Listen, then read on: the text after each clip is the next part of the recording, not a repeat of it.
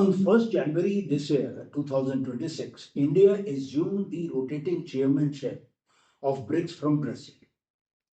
At first glance, अगर हम इस organization इस block को देखें, तो इंडिया की positioning within this block seems entirely contradictory. क्योंकि India is sharing a table with China, जिसके साथ कुछ साल पहले गलवान में they had a deadly clash. How can New Delhi share its weak table with them? How can India deepen ties with Russia and China inside BRICS while simultaneously trying to strengthen the ties with security alignments and security ties with USA, with Japan, with Europe, with Australia? How can a nation justify its membership simultaneously in three organizations? Quad, which was primarily designed to balance the Chinese dominance. Second, with BRICS and SCO, Shanghai Cooperation Organization, which are purely dominated by China and its allies. Now, but let me tell you, what appears to be contradictory on surface, actually में वो hallmark है आज की modern foreign policy का, जहां सारे देश pursue कर रहे हैं multi alignments because of the fragmented global order. India is not alone, therefore, in navigating this reality. There are many other organizations, many other countries, but no organization illustrates this transformation better than BRICS. Now, to understand India's role within this framework, we need to first address a fundamental question कि BRICS बना क्यों था और उसके पीछे vision क्या था. तभी हम हिसाब लगा पाएंगे, कंसिडर कर पाएंगे कि इंडिया का रोल इस फ्रेमवर्क में क्या है. Jim O'Neill, Goldman Sachs के, he gave BRICS its economic level. लेकिन उससे पहले रशिया के फॉरेन मिनिस्टर थे प्रेमाकोव, उन्होंने उसको जियोपॉलिटिकल लॉजिक बहुत पहले दे दिया था. He visualized a closer ties between Russia, India and China so that they become the basis of a more balanced and multipolar world order. So BRICS जो है वो प्योरली इकोनॉमिक लेवल के साथ नहीं है, आइडेंटिटी के साथ नहीं है. प्रेमाकोव का जियोपॉलिटिकल पर्पस भी है, राइट फ्रॉम द बिगनिंग. तो ये एक सर्च फॉर आइडेंटिटी थी. रशिया और इंडिया दोनों के जो थे, they had lost the old anchors. USSR disintegrate हो गया था and they needed new platforms to assert the relevance. Now Brazil, Russia, India and China, they were amongst the fastest growing economies in 2000s. So together they drove a larger share of global growth, and yet they had very little say in the global financial institutions like IMF, World Bank or G7. Now some critics say that the BRICS is an incoherent organization. उसमें authoritarian states भी हैं, democracies भी हैं, competitors भी हैं, rivals भी हैं, और उनके स्ट्रैटेजिक नीड्स और रिक्वायरमेंट्स भी अलग अलग. लेकिन फैक्ट ये है कि ब्रिक्स जो है was never built on any ideological unity. its strength basically lies in collective weight. Now population itself, अगर हम BRICS plus की देखें तो वो around 46% of the world's population. उनकी इकोनॉमीज जो है, they contribute almost a quarter of global economic output. Now in purely PPP terms, purchasing power terms में अगर देखें तो BRICS plus now outweighs both the G7 as well as EU. Agriculture में उनका output is around 45% of the world production. 42% wheat जो है world का वो वहीं से आता है, BRICS nations, right, and 52% rice आता है. एनर्जी देखें तो nearly 30% of the oil production comes from these states. They got around 40% of the world's internet users and thousands of satellites in orbit.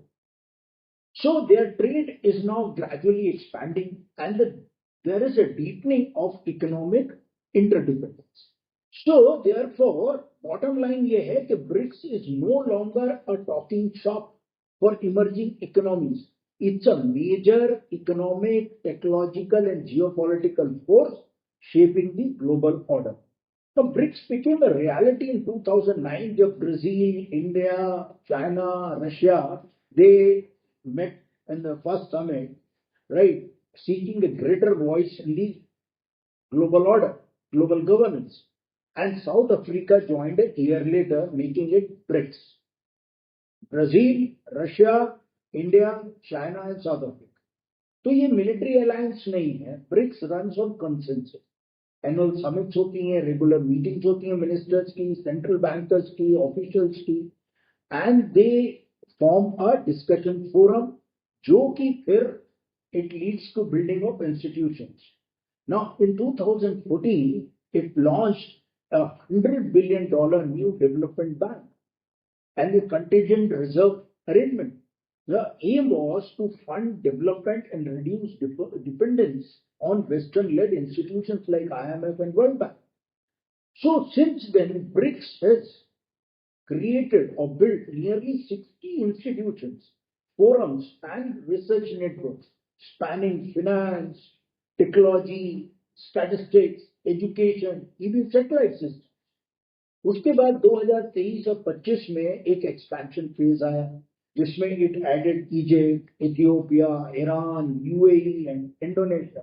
Saudi Arabia को भी invitation किया था लेकिन उसका अभी पता नहीं वेदर इट्स अ मेंबर और not because it does not want to antagonise the US. Now supporters call it a step towards a multipolar world order and critics call it incoherent. So truth हमेशा बीच में होता है. BRICS जो है is not an anti Western bloc और a rival to NATO और EU. It's a platform for emerging powers to seek greater influence in global affairs. अब हम आते हैं इंडिया का role. Now, India's foreign policy has traveled a long arc from moral certainties of the non-aligned movement to today's far more fluid and transactional strategic autonomy. अब NAM was built on principles. Okay, stay outside the Cold War blocks. One block was led by USA, another one was USA, and speak for the developing world. Take positions on issues. One block was led by USA, another one was USA, and speak for the developing world. Take positions on issues that impact the South or the developing countries. Colonialism, apathy, sovereignty, and it played an important role. It played an important role in getting number of countries independence, removing apathy. So NAM was basically based on certain principles. Now, strategic autonomy is built on flexibility. Engage every major power simultaneously, avoid dependence on any one bloc, and let national interest or no ideology and no principles drive the choice. Now, this has led India in BRICS and Shanghai Cooperation Organization with Russia and China, and along with that, simultaneously in Quad with US, Japan, and Australia, extracting value from all sides without fully committing to any. So there are no principles involved, no ideology involved. लेकिन ये flexibility है जो होती है वो it comes at a cost. जैसे Gaza episode at BRICS in 2026 जहां India reportedly pushed to soften the language of Israel and we all know why it did and it dropped references to East Jerusalem. So it shows how strategic autonomy can collide with moral clarity that global leadership usually demands. Now, moral clarity क्यों? Gaza में Israel genocide कर रहा है. South Africa और बहुत सारे BRICS के nation जो हैं दे आर अगेंस्ट इट. लेकिन India because strengthen ties with USA, Europe, so it cannot take that line.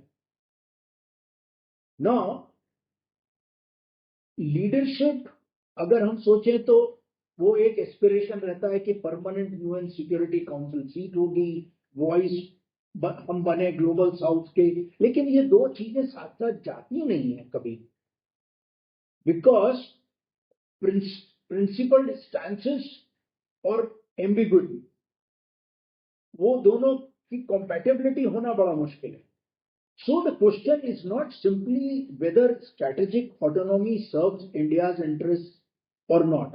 It does today, right? But the tension between the pragmatism and principle is best tested not by asking whether India deserves a seat at the table or not, but by asking what kind of leadership role India wants to play and it is capable of.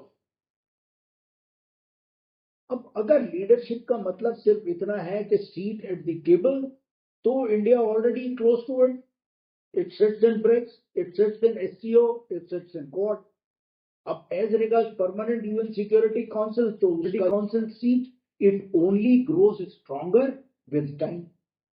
But history suggest when we look around also, अब P5 that is permanent 5 जो seats हैं, they do not automatically confer the ability to take up global issues.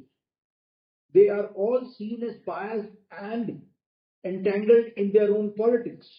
So the issues like war, human rights, violations, conflicts, poverty, climate, they are therefore not being dealt without being seen as biased.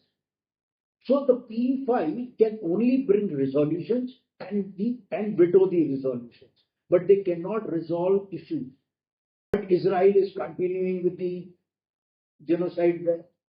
US and UK are entangled in, and US, UK, Europe are entangled in Ukraine, and despite being the permanent members of Security Council, they are unable to resolve the issue and bring the two warring sides on the table.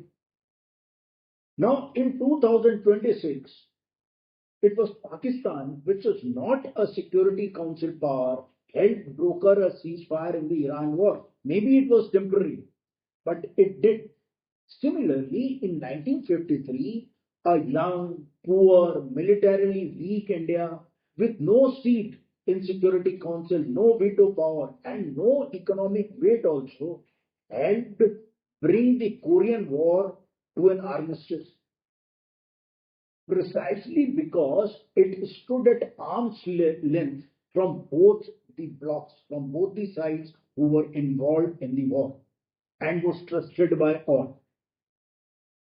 Now, this is what leadership actually should look like: credibility. And this is where India's strategic autonomy faces its sternest test.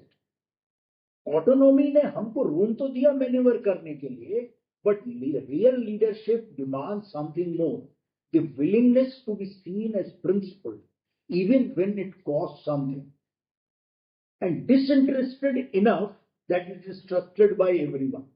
So when India moved to soften the language on Gaza within the BRICS itself during the meeting, it was not just choosing an ally. It was in that movement trading away the very quality that once made India a mediator, a leader. So perhaps the real question for India is not that वो seat मिलेगी नहीं मिलेगी Security Council की. It is whether it can still be a country that once earned trust without needing one. Thank you. Jai Hind.